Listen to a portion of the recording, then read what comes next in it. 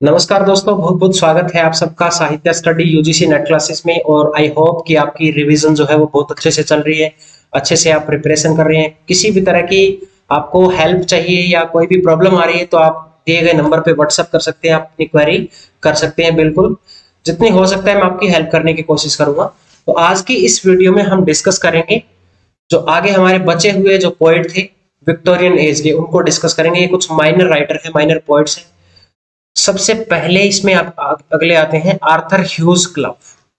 Elegy लिखी है इनकी डेथ पे, आर्थर ह्यूज क्लब की डेथ पे किसने लिखी एलिजी? अभी पीछे हमने डिस्कस किया था, मैथ्यू आर्नोल्ड या रॉबर्ट ब्राउनिंग। ऑप्शन है आपके पास, तो कमेंट में आप आंसर कर सकते हैं इसका। आर्थर ह्यूज क्लब की डेथ पे एलिजी किसने लिखी है? अब इसमें है एल्फ्रेड लॉर्ड टेनिसन भी है ऑप्शन में। तीन पॉइंट किए हैं, तीनों में से कोई एक है। उसके बाद है the battle of the टोबरना Vulich. ये इनकी पोएम है जिसका सबटाइटल है ए लॉन्ग वेकेशन पेस्टोरल।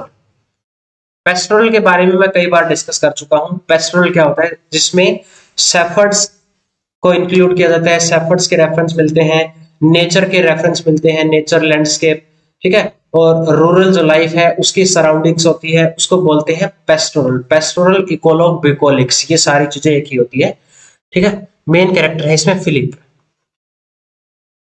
उसके बाद है save not the struggle, then duty, और उसके बाद है पोएम। अब इसमें एक इंपॉर्टेंट रेफरेंस है, इन टाइटल से भी ज्यादा जरूरी है ये रेफरेंस। John Fowles, FOWELS, John Fowles took epigraph from these poems in the French lieutenant woman. इसने एपिग्राफ लिखा है। जॉन फॉवेल्स मोस्ट फेमस है फ्रेंच लेफ्टिनेंट वुमेन इस नोवेल के लिए। इस नोवेल के लिए जो एपिग्राफ लिखा है वो कहां से लिया गया है? आर्थर ह्यूज क्लब की पोएम से। This is most important reference. Next हमारे राइटर हैं जेम्स थॉमसन। जेम्स थॉमसन एक पहले हम डिस्कस कर चुके हैं प्री रोमांटिक एज में, लेकिन ये वो वाला नहीं है। इनका पेन नेम है बेसी वेनोलिस। ये पीबी शैले और वेनोलिस से काफी इंस्पायर था, इसलिए इसने एक दोनों का एक एक जो फर्स्ट नेम है, फर्स्ट या सेकंड नेम उठाया है, अपना पेन नेम यूज किया है बेसी वेनोलिस। He is known as Edgar Allan Poe in England, ठीक है। ये अमेरिका का जो राइटर है, शॉर्ट स्टोरी राइटर है एडगर एलन पॉय। इनको बोला जाता है इंग्लैंड में एडगर एलन पॉय। इनके जो बुक हैं the city and the dreadful night, Sunday off the river, study eight Hempstead, इसमें है एज वी रस रस in the train the trees and houses moving back. सबके साथ हुआ है, बचपन में हम देखते थे जैसे ट्रेन चलती थी या बस चलती थी तो हमें पेड़ जो है वो पीछे की तरफ भागते हुए दिखते थे। तो इसी तरह से ये अपने बचपन को याद कर रहा है इसमें। जैसे ये ट्रेन में जाता था, मतलब जो चाइल्डहुड के ड्यूरिंग अपने पेरेंट्स के साथ ट्रैवलिंग करता था, तो इसको भी जो पेड़ है और जो घर है वो पीछे की तरफ भागते हुए दिखाई देते थे। तो ये चाइल्डहुड के बारे में है। एक टाइटल लिखा है वॉल्ट विटमैन के नाम से, पोएम है ये, और सब टाइटल है the man and the poet. उसके बाद है Arthur Quiller Couch. Arthur Quiller Couch, pen name use किया है क्यू। अब इन्होंने क्या किया भाई साहब ने, जितनी भी इंग्लिश में पोइट्री है 1250 से लेकर 1958 तक, नहीं सॉरी यहाँ पे 18 होना चाहिए था, 1250 से 1918 तक, यानी कि फर्स्ट वर्ल्ड वॉर जब खत्म हुआ था उस तक जितनी भी पोइट्री है सबको मिला के एक कंपाइलेशन किया। बिगेस्ट कंपाइलेशन बोला जाता है इसको पोइट्री का। It is the biggest compilation of poetry in English literature. ये सबसे बड़ा कंपाइलेशन है। 1250 से लेकर 1918 तक की मोस्ट फेमस पोइट्री को आर्थर क्यूलर काउच ने सारा डिस्क्रिप्शन दी है, ठीक है। इनको कोई और काम नहीं था, तो ये सबकी पोइट्री पढ़ के ही इन्होंने ये बुक किताब लिखी है। इसमें मोस्ट इंपोर्टेंट एक रेफरेंस है, इट वाज द फेवरेट, ये जो बुक है the Oxford book of English verse, ये फेवरेट है किसकी? जॉन मोर्टिमर का एक कैरेक्टर है, फिक्शनल कैरेक्टर है, होरेस रम्पोल, ठीक है। आपको पेपर में ये भी पूछा जा सकता है होरेस रम्पोल जो कैरेक्टर है, फिक्शनल कैरेक्टर, वो किसने इन्वेंट किया है? जॉन मोर्टिमर ने।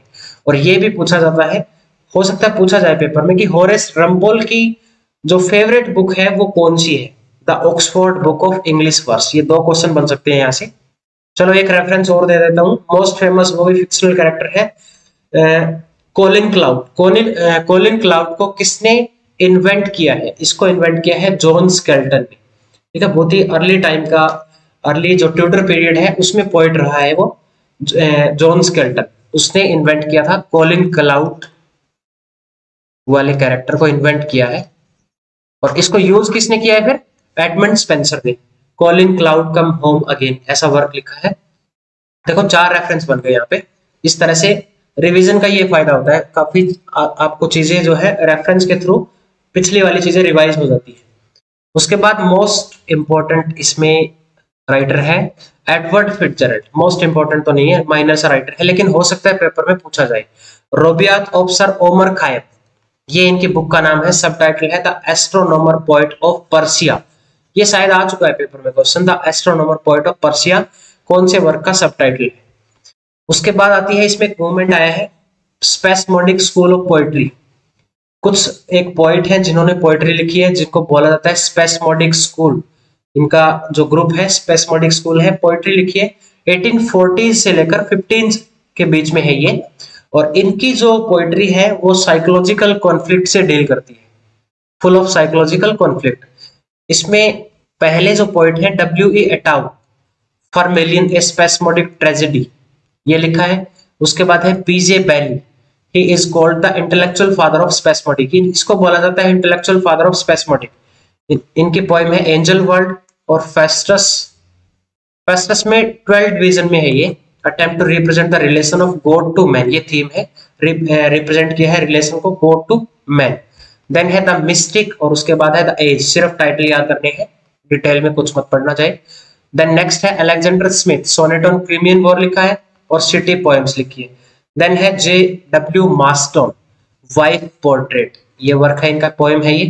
देन उसके बाद है सिडनी डोबल, द रोमाना लिखा है और एक बेल्डर लिखा है। It talk about the inner life of poet who killed his wife after she has gone mad. पागल हो जाती है वो, उसके बाद मार देता है उसको, लेकिन ऐसा इसको नहीं करना चाहिए। सो आज की वीडियो में इतना डिस्कस करेंगे। अगली वीडियो में हम बात करेंगे प्री रैफेलाइट ब्रदरहुड की।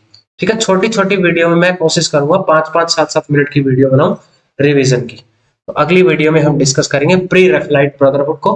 तो वीडियो अच्छी लगी हो तो लाइक करें, चैनल को सब्सक्राइब करें ताकि आने वाली वीडियो की नोटिफिकेशन आपको मिलती रहे। मिलते हैं आपसे अगली वीडियो में, तब तक के लिए अपना ख्याल रखिए। Be safe, stay connected, best of luck, God bless you.